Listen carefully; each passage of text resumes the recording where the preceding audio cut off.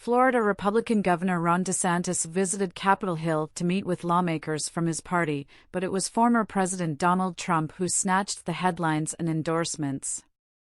A day before Governor DeSantis visited D.C., the former president secured the endorsements of two Florida Republican representatives in Representatives John Rutherford and Greg Steube, and a third, Representative Brian Mast, appeared on CNN and said he will be endorsing Trump. But in what may be the final nail for Governor DeSantis, Texas Republican Representative Lance Gooden left his meeting with him and declared his support for the former president. Today, after careful consideration and a positive meeting with Governor DeSantis, I have decided to endorse President at Real Donald Trump for 2024. I look forward to fighting alongside him to reclaim our country from the leftist forces trying to destroy it, he said on Twitter. I met with Governor DeSantis, and while he has done commendable work in Florida, there is no doubt in my mind that President Trump is the only leader who can save America from the leftist onslaught we are currently facing, he said. The former president's team has celebrated the endorsements, CNN reported. We want to be able to show that even members in DeSantis' own state, who know and work with him, don't support him for president, a source close to the Trump campaign said. The two men have approached the competition for endorsements differently, a reflection of their contrasting styles. Trump has been directly involved in lobbying members to get on board with his presidential bid, as have some of his advisors and top surrogates both on and off Capitol Hill. Even Trump-supporting Republican consultants spent days working the phones on the former president's behalf. Trump's team is keeping close tabs on who is, and isn't, endorsing him, and is expected to roll out more endorsements from the Florida delegation this week.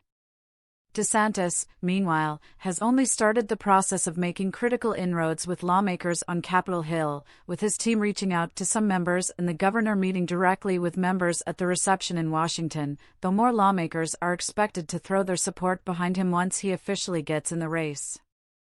Endorsements, however, aren't necessarily an indicator of performance in the race or future success. And while Trump has racked up more so far, DeSantis hasn't formally announced a presidential bid yet, making their track records difficult to compare. Virginia Republican Governor Glenn Youngkin has reportedly paused plans to enter the 2024 presidential race. The New York Times reported that Youngkin informed his advisors and donors that he's focused on helping Republicans perform well in the state's legislative elections in November, which is months after the party's primary debates begin in August. Listen, I didn't write a book, and I'm not in Iowa or New Hampshire or South Carolina, Youngkin said when asked about a potential timeline for 2024. I am wholly focused on the Commonwealth of Virginia, and I'm looking forward to these elections. Youngkin hopes to flip the state legislature to a Republican majority. That could earn him a closer look from rank-and-file Republicans nationwide, who so far have been indifferent to the presidential chatter surrounding him in the news media, and among heavyweight donors he would need to keep pace alongside more prominent candidates. He has yet to crack 1% in polls about the potential Republican field, the New York Times reported. Tellingly, Youngkin's two top political advisors, who guided his gubernatorial victory and were mapping out a 2024 strategy, both took jobs this month with a super PAC that supports the presidential candidacy of DeSantis, the outlet added. Florida Republican Governor Ron DeSantis has not officially announced he's running for president in 2024, but many believe he will toss his hat in the ring at some point this year. Florida Republican Representative Corey Mills has endorsed Trump's 2024 presidential campaign. I think that what's happening in New York is a very unifying event.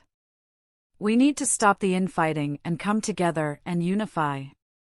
And I think right now the person that we need to be unifying behind is President Trump, Mills said, referring to Trump being indicted in Manhattan.